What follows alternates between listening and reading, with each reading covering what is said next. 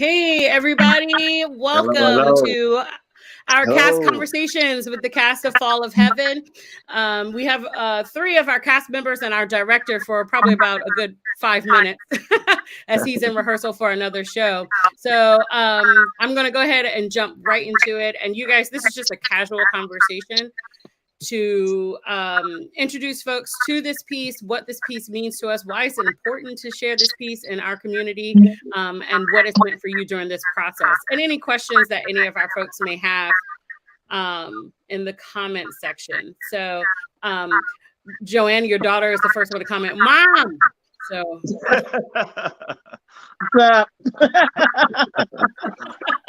Thanks for tuning in. So Gary, I'm going to shoot off right at the hip with The Fall of Heaven by Walter Mosley. We just finished our first weekend. Great success, great response from audience members in particular. And I just kind of want to know what made you choose this show to direct, Gary? Well, first of all, I've been a fan of Walter Mosley for going on 30 years. I wanted to direct something like him. I think he's a powerful voice. He always has been. He mostly has done detective stories, but it's also some science fiction. But when I had done, I guess, a show about 3-4 years ago, I wanted to direct Devil in a Blue Dress by Walter Mosley. It hadn't been adapted into a play. This opportunity came up, and it was his first play. I read it. It was thought-provoking. It asked more questions than it answered. And I wanted to do it. I wanted to do it. And my biggest fear was actually getting a cast. Out here. Yeah. Out here. Well, yeah, exactly. And without having to try to step in myself. And same here as your producer. I was like, no, I don't want to be in this. I was directing 2 shows already at the same time. So it's great because it was fully cast, and Joanne had to step in at the last minute. Once again, Joanne. Welcome. I feel like that's our job now. Always in reserve. Yep. And so, but it was fully cast without any issues, without any problems. And that's always the biggest concern. We're in the Shenandoah Valley, for those that don't know. And one of the biggest issues that we have is seeing representation of Black or people of color on stage in this area, within our community theaters and even within some of our professional theaters in the area. So that would be part of Gary's concern, is if he was going to be able to find 2 Black females and 2 strong Black male leads to be in the show. Now, Will, you've heard us talk on and on about people of color on stage and the importance of reputation. And you and Kurt are the 2 white guys in the show, and you play Satan. So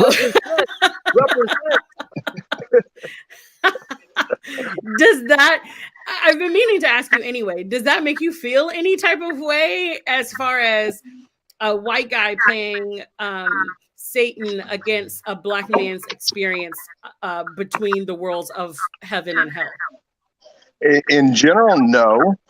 Some of the language I have to use, yes. It's uncomfortable to do so, because especially with this cast, I've known these people for a long time now, very good friends. So I always have to remind myself I am just playing a character. I'm playing Satan. So, okay, this is what Satan does. But more so, it's been, I would say, almost a humbling experience for me, especially over the last few years.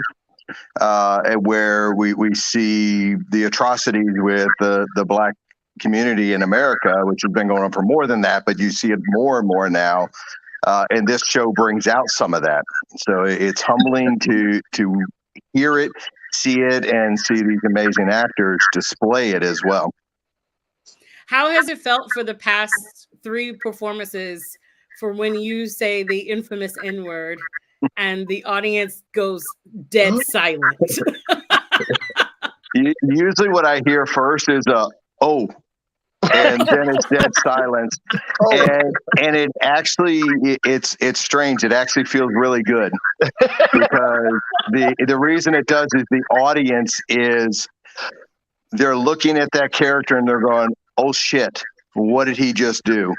And as an actor in a cast, you're like, okay, I've got them now. They're in this story, and they're living what I just said, and they feel the same emotions that we want them to feel. So it's pretty good. Mm-hmm. Now, Will, you also play St. Peter, and I had a guest that came, and after the first act, she came to me and she said, I can't connect with the show about faith, but I can connect on the basis of race, as far as she was a white woman. And she said, I feel like we as white people are the St. Peters in the world, continually pushing down the marginalized people with our standards and what we believe to be right and wrong. So you have those two characters. St. Peter is kind of like, the question is ever flowing of, is he right? Or is he wrong in his judgment? And with Satan, it's kind of, is he lying or is he telling the truth?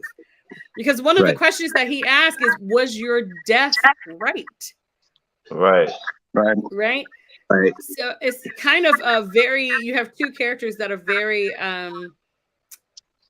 conflicting. They're almost diametrically opposed. Completely. Yeah. Yes. They are, but it's fascinating to me in that I almost view St. Peter as the more evil of the two, because he doesn't care anymore. That's how I view his character and the way he treats it in that very beginning. He just really doesn't care about the true-hearted people. He's just like, whatever. You can go to hell. You can go to hell. I'll keep a couple here. Imagine how many times he's done that. He's probably in the 100 millions number at that time. Like, see, exactly. The number. Go. Yeah. Right. Yeah. So he doesn't have a feeling or connection, whereas the Satan character plays on the emotions of Tempest and the emotions of Joshua in reality. Hi, Amanda Wilkins. She just tuned in and said, hi, guys. So, Eric, you are opposite of Joshua the Angel, who is played by Prince, my son, and then you also play opposite of Bob, Satan. Right. And the one thing I really wonder about your character, about Tempest Landry, is he wrong? Is he wrong? Is the way the infinite is explained and exposed in this play, is Tempest wrong to say, no, he's not going to hell, and no, he's not going to heaven either, probably. He's willing to live this human, immortal life. Right. I guess what first comes to mind with that is the line that I tell St. Peter's, like, you said what I did was wrong. I gave you my reasons why, but you didn't come back and tell me why. It's like, he's just on one side of the law. And people have various circumstances in life that it might be wrong in somebody's eye, but it's survival mode in someone else's eye. So it's not even about like a right or wrong per se. It's just, he's just trying to survive. Right. So do you think that sometimes in society we are constricted and we're put in this box to determine what is right and what is wrong, and there's no gray area? Oh, like you either know what's right, you either do what's right, absolutely. or you know what's wrong and you do what's wrong. Well, absolutely. It'd probably be, if we focus so much on the gray, it'd probably be like too many laws. It's like, it's much easier to say you're here or you're here. Yeah. And even within the laws, it's still interpreted differently, kind of like the Bible, right? Yes. Yeah. That just brought up something to me that in this play, we look at, there's a lot of black and white, but all the characters are forced to live within the gray. Yeah. And when you do that, it's there. I mean, it is not any right or wrong. I mean, he did wrong things for right reasons. That's a Exactly. Tempest character. Right. And I mean, for the good of others, not just to Mhm. benefit himself. Right. And whereas heaven says, okay, you did wrong, so you go to hell. Right. It's not. And that's what I find so fascinating about this play. It is all of the gray. Mhm. And I mean, when you pose the question to Joshua about, okay, I did, well, I mean, was it 20 things good, but 21 things bad? Do I go straight to hell? And they Right. were like, saying, okay, there are no And hard no and fast strict rules. You're right. There are no strict rules. Right. Yes, I mean, but your death was finite. But my death was finite. Yeah, I guess. So, I Yeah. mean, It can that's why kind I of say show. we pose more questions than we answer, and Right. it causes a lot of us just to reflect within ourselves. All right. Well, that's the beauty of theater, period. I think too many times playwrights can try to come to a conclusion as opposed to leaving the question and interpretation open for whoever witnesses the work. Mhm. And this is definitely a piece where quite a few folks have said there's so much to unpack. Like, Yeah. like I just don't even know where to begin, because you have Right. all of Act 1 that definitely needs to be unpacked within itself. And then you Mhm. introduce Bob's character, Satan's character in Act 2, and Right. that completely flips everything around from what Yeah. you speculated was going to happen from Act 1. Mhm. So Walter Mosley definitely did a great job at making the audience's heads feel like they were going to explode with questions and conversation. There was a group of ladies that came on Sunday that was like, we have to go to dinner. We have to unpack this. We can't just leave and be like, oh, that was good. We need to have a conversation about That's everything good. that happened. That's Yeah. good. So it's really, really cool. Joe, I want to bring you in. So you played two characters. You play Darlene, the secretary for Joshua, or the accounting service that Joshua Angel works at, and then you play Alfreda, who was Tempest's mistress in his real life, right? And after he dies, he finds his way back to you, works his way back into your life, and within, right. And within one night, he is baffled because you're like, yo, you're my soulmate. You're it. Best lover I've he's- ever known. Right. And he's like, wait a minute. What about when I was Tempest? And so I think that's probably one of the best parts. It's the first real chuckle of the show. You mad at yourself? So you're jealous of yourself? You jealous of yourself? Like what? So what do you think Alfreda he does? Alfreda's the one person that he doesn't come back when Tempest is brought back to Earth. He doesn't tell Alfreda who he is because he's trying to hold some kind of dignity. He tries to go to his mom, he tries to go to his siblings, he tries to go to his kids, he tries to go to his friends, and it doesn't work out with them. But with Alfreda, he schemes back into her life. And Alfreda has no idea. So what do you genuinely feel that Alfreda's connection is to Roger Jones versus Tempest? I feel like, well, first of all, fun fact, because I read this play a long time ago and just was really sad that I felt like I was too old to play either of the female parts, that I would not get the chance to be a part of it. And here I am. Anyway, and Alfreda was actually my mother's name. So it takes on kind of a special meaning for me. In terms of her connection to Roger Jones, I honestly feel like you just said, everyone else in Tempest's life, he does not have access to for whatever reason. And Alfreda actually first comes up actually in the very beginning of the play. When he is still Tempest, he has a phone conversation that goes between Alfreda and his wife. So he's got them like on either line.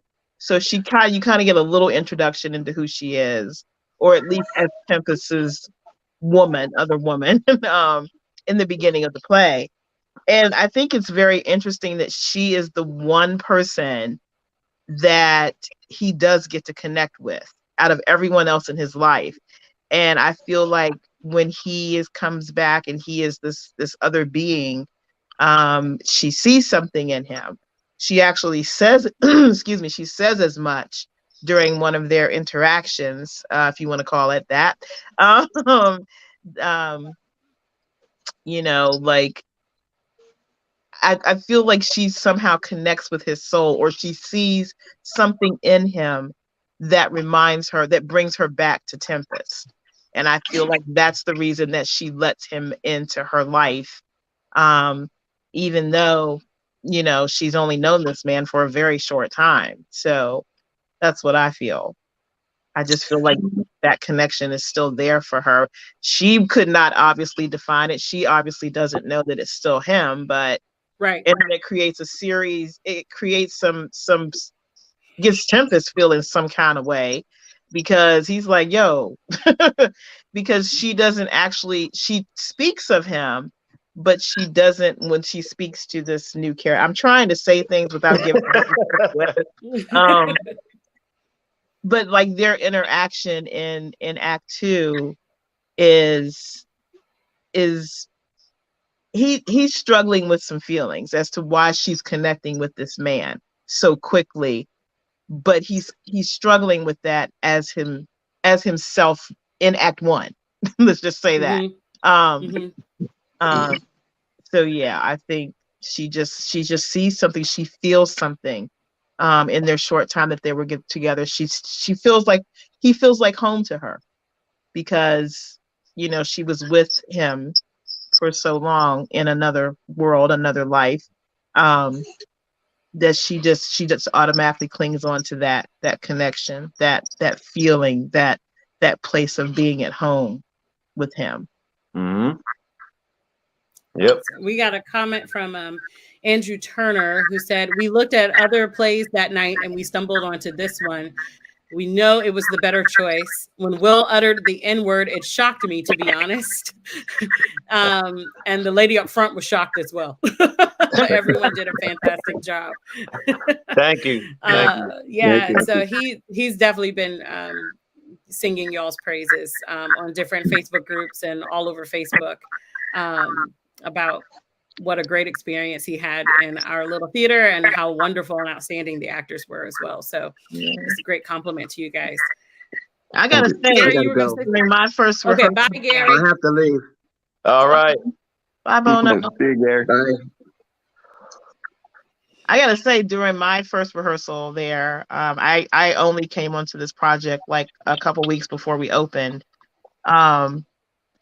And the first time because I've, as Will said, like I've known him for a while, and when it got to that part, and the first time I heard him say it, I was like, oh, there it is. It was weird. It was there weird.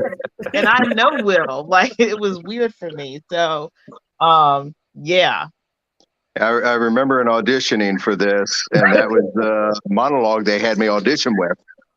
Gary and Eric were there, and afterwards Gary says, so how did you feel about that word? And Julia, went through the I don't like it, but it's in the script, so we do it. And I said, okay, but I'm the only white guy. How do you feel about me saying that word? And it was pretty much the same answer. And you mentioned Prince, and with Prince being the young man he is, the first time I rehearsed with him, I happened to drive him home that night, and I really had to ask him, Prince, how does this make you feel that Dad is saying this word? And he was the same way. He's like, it's okay, Dad, I know you. It's not out of malice. It's just that's the script. Yeah. Yeah. But it doesn't slide off the tongue very easily on all the rehearsals, all the play. It just doesn't slide off that easy. Yeah. Some audience members would beg to differ, Will. I've heard them say, that just slid right on out there. Yeah, I'll take that as a good acting compliment then.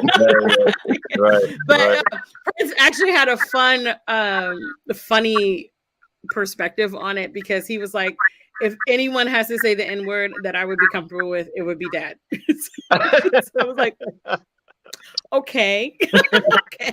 Okay. So yeah, it is said. Go ahead, Joe. So Prince gives like a great look though, like Yeah. because there's a monologue that Will has where he says it not once but twice. Twice. Like the second time Will says it, the look on like as he is in character as Joshua, Prince get like that look that it's priceless. It's perfect. Yeah. It's powerful. And what Will's character has to say after that is perfectly addresses the look that Prince has on his face. Mhm. It brings me to the question of it's a great perspective, basically, or concept as far as what happens to our Black men and women who are killed by police when they go into the other realm, or if there is another realm. What happens? Do they find justice there, or is there still injustice in the afterlife? And with Tempest, with his character, Yeah. it's, even though I've seen it 1,000 times and I'm doing cues and all of that fun stuff, it is still a hard pill for me to swallow, because as a mom of a Black, soon to be man, he'll be 18 here in December. Yeah. Very hard to swallow that it is possible that there is an injustice in the afterlife as well, and that there will be no peace in heaven, earth, or hell.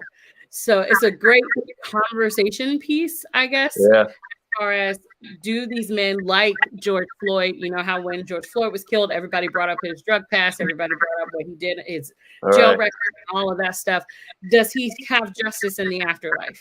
Then everybody brings up everything with anybody that is killed or murdered by the police, Yeah. by people of a specific race, that, you know, and is there justice after life?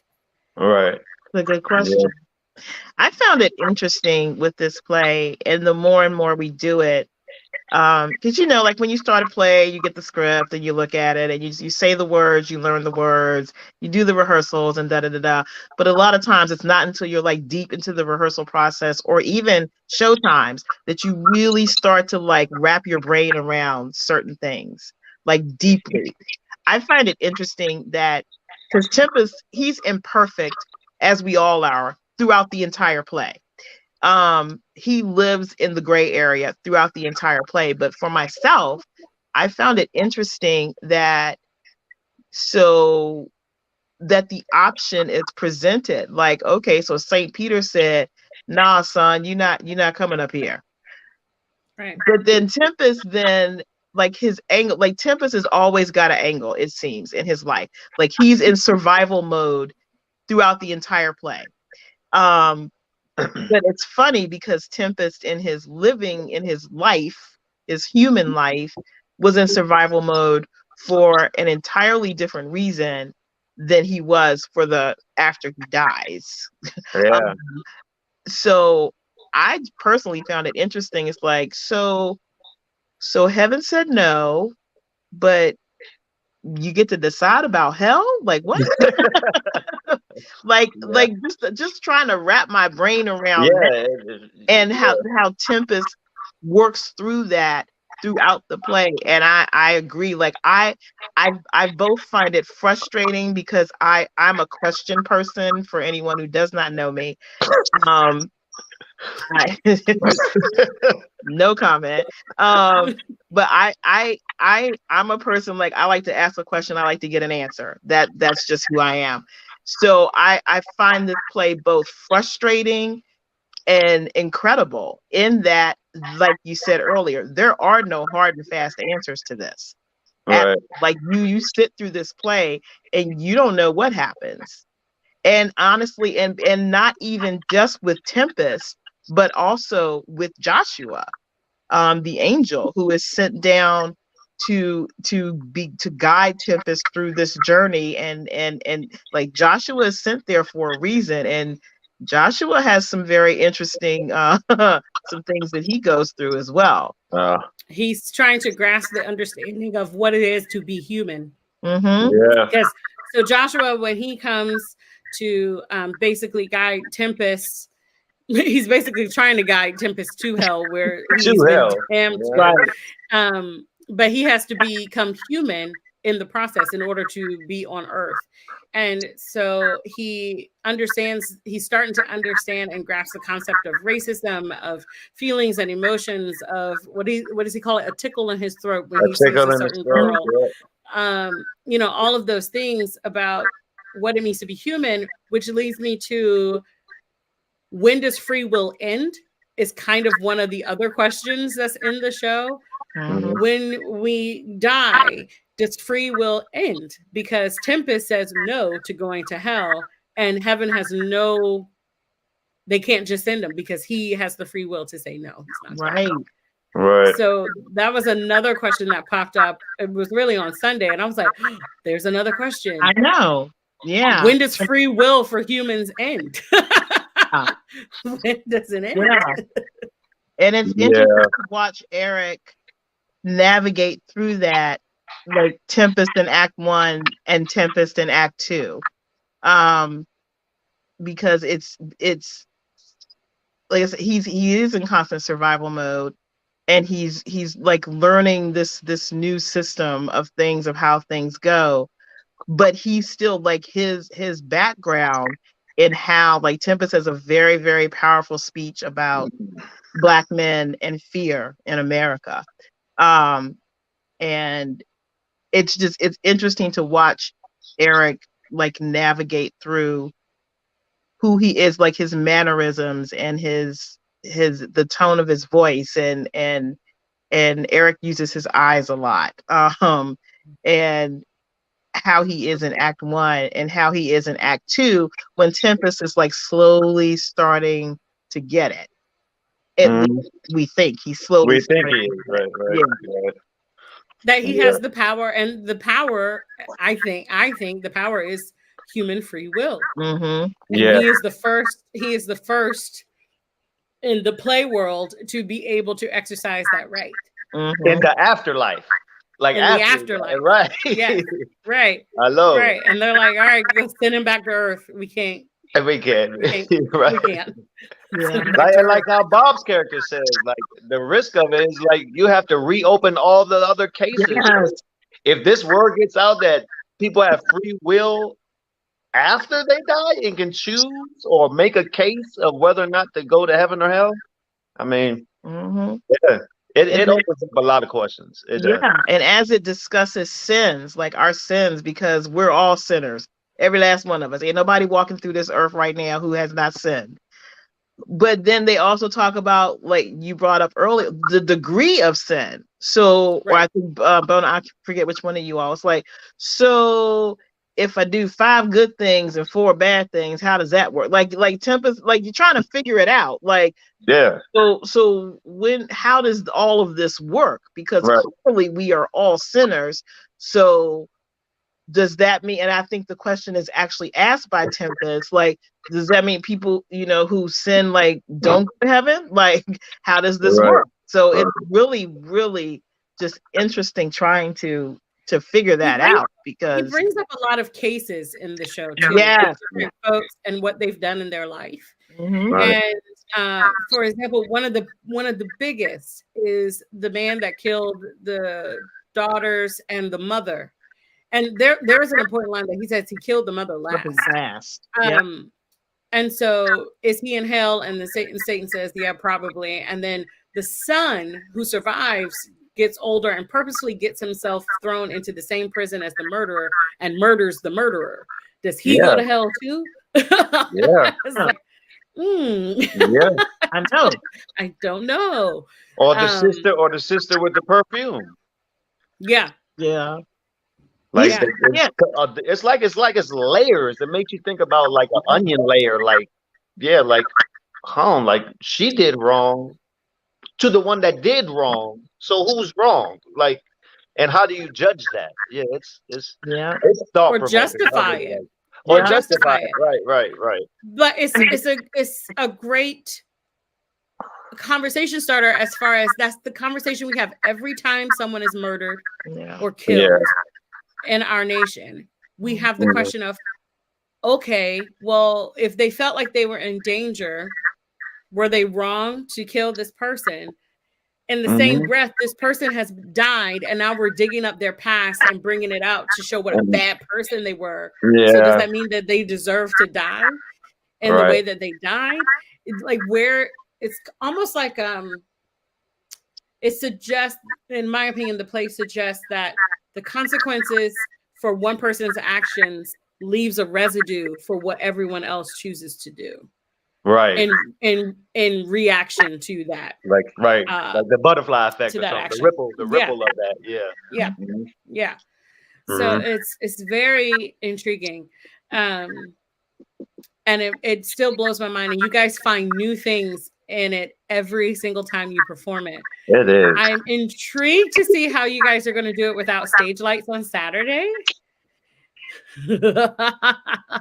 I'm not worried because I don't do much.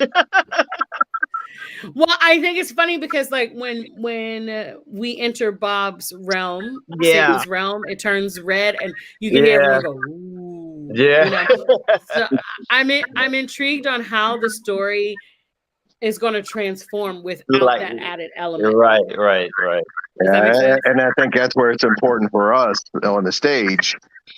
We just have to really embody those characters because that's the only way the audience is going to get it. You're right. When you get that red light, you know where you're at. Yeah. You get that white light, you know where you're at. We have to now bring the audience there. And it's going to be a challenge. Yeah. And it's interesting because Gary chose, the director, he chose no real set, no real big props or anything like that. So really it is the actors who are telling this story who have to engage the audience from the very beginning with where they are going on this journey, Tempest's journey, really, and everyone that follows him or that is connected to him in some way. And on Saturday, we have a dinner theater for our scholarship fund at Skyline Ranch Resort. And so there's no stage lights. There's only the sound effects and all of that fun stuff. So it would be intriguing to really pull out those true storytelling skills of the actors to really engage and connect with audience members.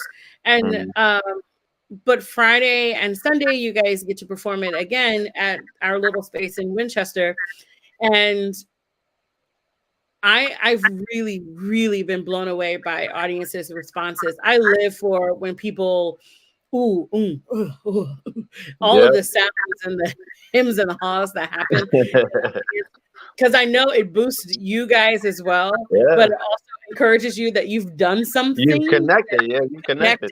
That connected with them, which is very important for an actor to feel. In the midst of telling such a hard story. It's a hard story, but there are so many comedic moments, so many human connection moments. So even though it's coming from the Black experience of a Black man, there are human moments where audience members can connect to, just like that lady that said, "We are the St. Peters." That's what I connect to. And then you also have just the wonderful writing of Walter Mosley. He did an incredible job writing a piece that leaves you going, oh, what? What did I just watch? Right. I have so many questions, where do I go from here? And I know you guys are usually holed up with audience members at the end, because they want to ask you questions and talk to you and try to debrief. And so that's the beauty. And that's what Sailor is about too. We love these challenging pieces that engages audience members and promotes conversation, and not conversation. And, really no one's talking about the fact that Tempest is killed by a cop. Right. We're talking about what is considered good and evil, what is considered right and wrong. Is Tempest right and wrong? Is Satan right or wrong? Is St. Peter right and wrong? Right. And also talking about human connection and emotions through Joshua Angel as well. Right. So it's a very roller coaster piece. But it definitely connects on the human spirit level, and Walter Mosley really did a great job with writing that. And go ahead. I gotta tell you, speaking of that human connection, I mean, yeah, as Alfreda, I have a connection to Tempest, but honestly, I gotta tell you personally, I like Darlene, and I like the interaction that Darlene has with Joshua. And it could be also a personal bias because I played Prince's mother once. But I like Darlene provides something for Prince's character, Joshua, at a very pivotal moment in his trying to adapt to being a human and and the feelings that come along with that. And there's one scene that I have with him that I really it's really probably one of my favorite parts of the play. So, I mean, it's fun to play Alfreda and all that entails. But honestly, I think my character Darlene, as she relates to Joshua, is probably, I really appreciate that little part that Darlene has in helping Prince's character Joshua adapt and understand his feelings. And I really enjoy the story of Joshua. Like, the more I delve into the story, it's like Tempest is just, it's about Tempest. He's like the vehicle of the story, but the audience is supposed to walk or should walk away or feel like Joshua at the end. Right. He's the one that really transformed and sends the message that I think Walter is trying to get out, or messages that Walter was trying to convey. Right. So Joshua's my hero. Joshua asks a lot of questions that make you, just like you're jealous of yourself. How many times? Oh my God. To be honest, that's one of the best lines in the play. I can think of several times where I have actually been upset with myself for something that I did, right? That nobody else had any involvement with. Right. It's just me, and I'm like, why? Okay. So when he asked that question, I'm like, okay, yeah, that's kind of a thing. That is actually a thing. Definitely. And he also so simplistic and so almost childlike, but he's so genuine and coming from a place of wonder and truly learning. Yeah. And so it's like yourself, and then the other thing that he said, well, in the beginning, Joshua talks about where he's been as an angel.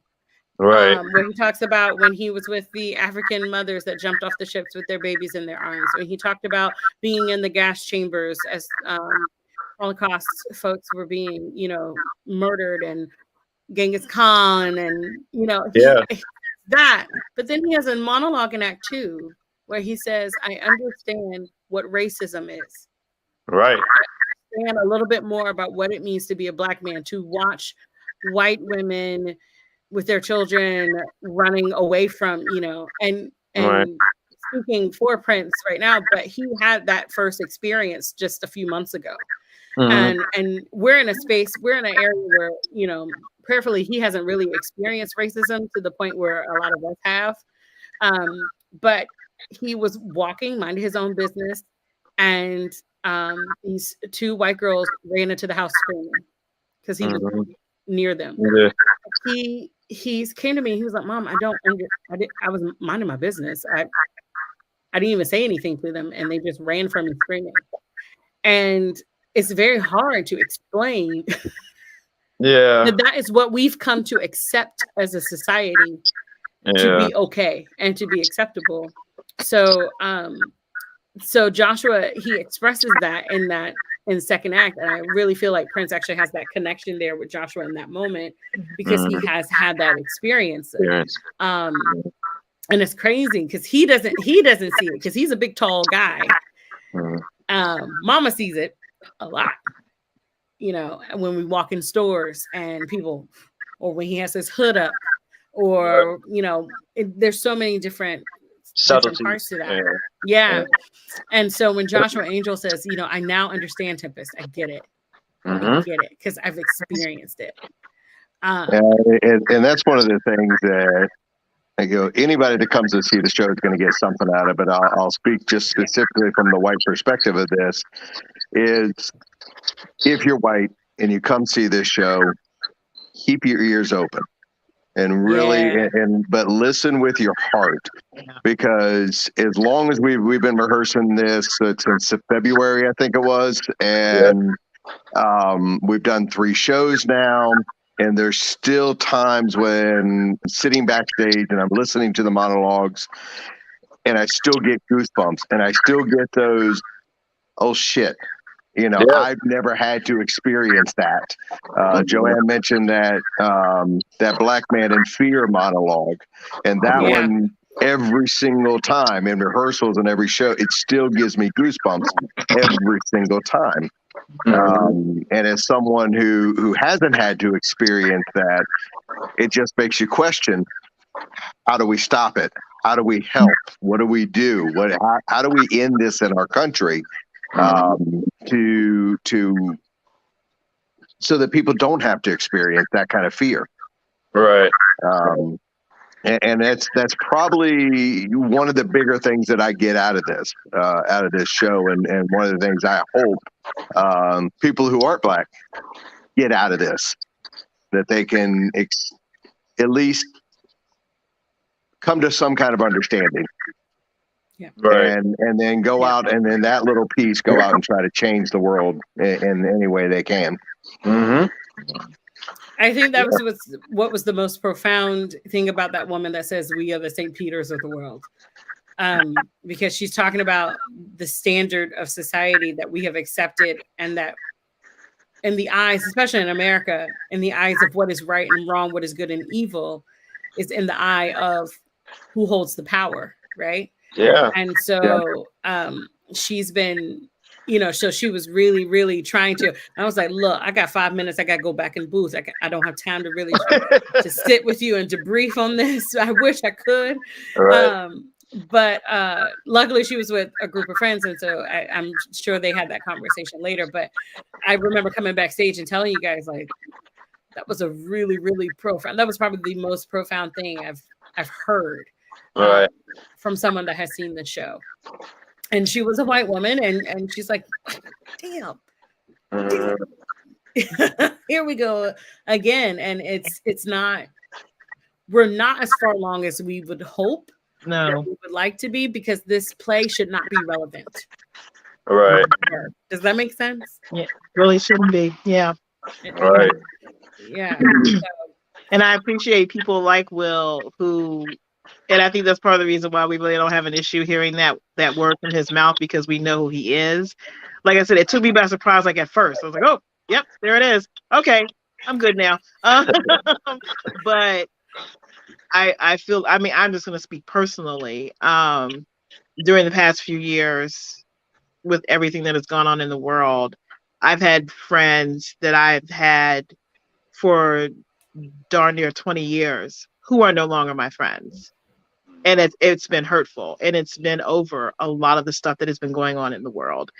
And, it's, and then I've had friends who are white who have stepped up in ways that I never would have asked them to or imagined that they would have. So, and then I have those that lie in between, like they don't quite know how to navigate. But I do appreciate the ones who are willing to have the hard conversations, who hear the things, like Will said, he really listened to that speech, and like there are things in there that he absolutely could not relate to, but he heard them. Like I'm just gonna say I appreciate that so much, because you can't. I mean, there are things that go on. I don't know what it's like to be a white man. I don't know what it's like to be a white woman. I know what it's like to be a Black woman in America. Right. So I feel like, and then also I'm of a certain age, so I got 3 strikes against me at this point. and all that that brings with it. And it's just nice to know that there are people in the world who are willing to listen, to learn, to have the hard conversations. And they don't have to be like amped up, and they don't have to be yelling, and it doesn't have to be you know, like it doesn't have to be like that. It can be like simply like we're all sitting here talking right now. And Right. this is the second time I've had an opportunity to be a part of a play that speaks about the Black experience at Selah. The other one was kind of different, but but just speaking to that Black experience and hearing that feedback from people was great. I mean, it's just, thank you, Will. Like I appreciate people like you so much, and I feel like when I see it, when I hear it, I would just want to put the thank you out there, because there's many who would rather be, take a totally different view than the view that you've taken, or invalidate our view. Yeah. And that's kind of the biggest part, because I get some slack about, why do you do plays that have predominantly Black people in it? I'm like, well, we do it once a year. Like, it's not like, like down. And then and y'all know me, I'm real quick. Well, I'm like, okay. And then the second thing is, what does it do for our community when we have different walks of life that come in and see the type of work like this or Fences, to be able to come in and not only see themselves, which we've had Black folks in the audience every night, and they see themselves and they're engaging and they're excited to see a story. And this story is not particularly about struggle, which is nice. It's just about a perspective of what is right and what is wrong, good and evil, but from the lens of a Black man. And so I think it's important to keep telling stories like this, whether we have 2 people in the audience or 50 people in the audience. We are doing work that is connecting with community that will have that ripple effect within our community. And that's the part that's really important, to understand that stories like this, even though there is a lot of, science fiction in it, it is still relevant to the human experience, to what we're experiencing now in our world and in our nation. Any last thoughts before? Yeah, I kind of want to make one more point about this, because we've talked this whole time about how thought-provoking it is and how relevant it is. But I think it's a good idea to let audiences know you're going to laugh too. Oh yeah. We make this a very fun experience. You're going to spend half the time going, oh shit, and the other half the time going, oh shit. Literally, you may even hear that in the play, huh? Yep. And even I think Prince hammed it up just a little bit on opening night when he got his first laugh. Yeah. He's like this very monotone angel that has no, real human emotion. And then Prince got his first laugh, and he was like, "Oh, okay, I can loosen up now. I got it now." So yeah, there are a lot of funny moments, and some of the funny moments is just because, like, oh shit, yeah, I've done it. You're right. Right. It's kind of like Fences. Remember, I told you guys that it was always fun watching the couples when Fences was happening, because if the guy had his arm around his lady, and then Rose talks about, and Troy talks about how he's basically fathered another baby with another woman, and you see all of those hands drop down. And like, let me sit up and fly right here. Yeah, right.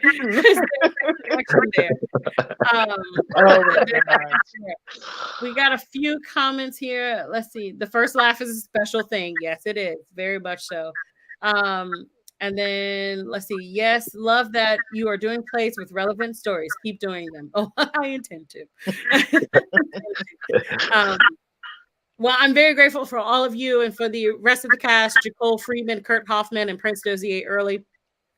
They are back on stage tomorrow night at 7:00. And Saturday, we are at Skyline Ranch Resort for our dinner theater for our scholarship fund. And then Sunday, we're back for a 3:00 matinee, and that'll be our closing day. And we hope that you all who are watching or sharing our story and about our theater to come out and support not only local talent, but also the story in itself. A wonderful playwright, Walter Mosley, his cousin actually came to see the show on Sunday, which was kind of cool. And we hope to stay engaged and to keep having cast conversations about whatever show we're doing. And I am thoroughly proud of Gary Hines and the work that he's done with the show and all that are involved, our volunteers and all of our patrons. We can't do this without you. So thanks, Joe. Thanks, Eric. Thank you, Will. Thanks Thank you. in rehearsal right now for joining me tonight and for having a cast conversation. We'll see you guys this weekend, or we'll see you at the next show at Selah Theater Project. Yeah, yeah. Bye.